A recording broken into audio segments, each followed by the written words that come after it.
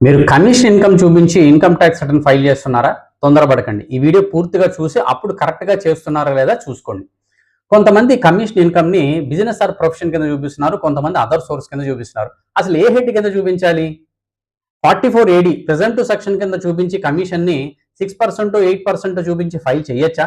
Loss ఏదైనా వస్తే carry forward చేసుకోవచ్చా? ఆ డీటెయిల్స్ అన్నీ వీడియోలో చెప్తాను. జాగ్రత్తగా చూడండి. కమిషన్ ఎప్పుడైతే మీకు రెగ్యులర్‌గా అదొక బిజినెస్ యాక్టివిటీ కింద కంటిన్యూటీగా వస్తుందో, అప్పుడు అది బిజినెస్ ఆర్ ప్రొఫెషనల్ హెడ్ కింద చూపించాలి. ఉదాహరణకి ఇన్స్యూరెన్స్ ఏజెంట్స్‌కి వచ్చే కమిషను, మ్యూచువల్ ఫండ్ ఏజెంట్స్‌కి, రియల్ ఎస్టేట్ ఏజెంట్స్‌కి, తర్వాత రికవరీ ఏజెంట్స్‌కి ఇలాంటి వాళ్ళకి వచ్చే కమిషన్ అది రెగ్యులర్ యాక్టివిటీ కాబట్టి అప్పుడు బిజినెస్ కింద అవుతుంది. అలా కాకుండా ఇన్సిడెంటల్ ఆర్ క్యాజువల్ ఇన్కమ్ ఎప్పుడో సంవత్సరానికి ఒకసారో, సంవత్సరానికి 2 సార్లు వచ్చేట్టయితే అప్పుడు దాన్ని అదర్ సోర్స్ కింద చూపించొచ్చు.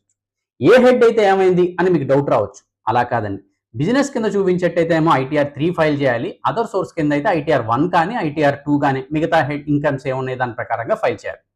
బిజినెస్ కింద చూపించేట్టయితే అన్ని రకాల ఎక్స్‌పెండిచర్ దానికోసం మనం ఖర్చు పెట్టిన అన్ని రకాల expenditure like rent, salaries, depreciation, travelling, telephone, internet అన్నీ వస్తాయి. వేరేది అదర్ సోర్సెస్‌లో చూపించేట్టయితే రెంటు, సాలరీస్ క్లెయిమ్ చేయలేం. ఎందుకంటే 12 నెలలు రెంటు మనం ఎప్పుడు ఇన్సిడెంటల్ దానికి 12 నెలలు చెప్పలేం. ఎప్పుడో ఇన్సిడెంటల్‌గా వచ్చే ఒకసారికి వచ్చేదానికి 12 నెలలు జీతాలు పే చేశారని చెప్పలేం కాబట్టి చాలా ఇబ్బంది అవుతుంది.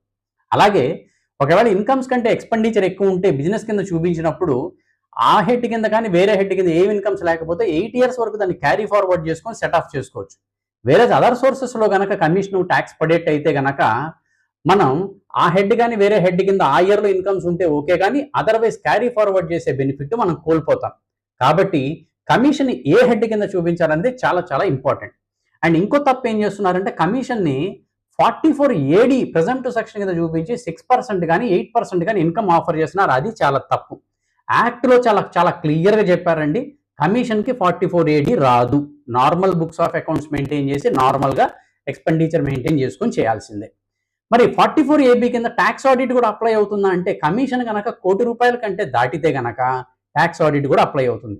కొన్ని కొన్ని సార్లు గూడ్స్ పర్చేజ్ చేసి, సేల్ చేసి కమిషన్ వస్తుంది. అలాంటప్పుడు ప్యూర్ ఏజెంట్ కాన్సెప్ట్ కింద ఓన్లీ కమిషన్ మాత్రమే కాలిక్యులేట్ చేయాలి. కాబట్టి ఎప్పుడైతే మీరు కమిషన్ వస్తుందో ఏదో ఒక రకంగా ఐటీఆర్ ఫైల్ చేస్తే మాత్రం నోటీస్ వచ్చి చాలా చాలా ఇబ్బంది పడతారు. మళ్ళా ఇక్కడ పక్కా ఏజెంటా, కచ్చానా, చాలనా అదొద్దు కాంప్లికేషన్ చేయను నేను మీకు. కాబట్టి కమిషన్ ఎవరికైతే వస్తుందో హెడ్‌ని సెలెక్ట్ చేసుకోవడం. ఆ బిజినెస్ హెడ్డా, అదర్ సోర్స్ హెడ్డా సెలెక్ట్ చేసుకోవడం అనేది చాలా చాలా క్రూషియల్. ఐటీఆర్ కూడా ప్రాపర్‌గా ఫైల్ చేయండి. అదర్‌వైజ్ స్క్రూటినీ పడితే గనక క్లారిఫికేషన్ చేయడం చాలా చాలా ఇబ్బందవుతుంది. ఈ వీడియో మీ ఫ్రెండ్స్‌కి అండ్ నైబర్స్‌కి ఎవరైతే కమిషన్ చూపిస్తున్నారో వాళ్ళందరికీ షేర్ చేయండి.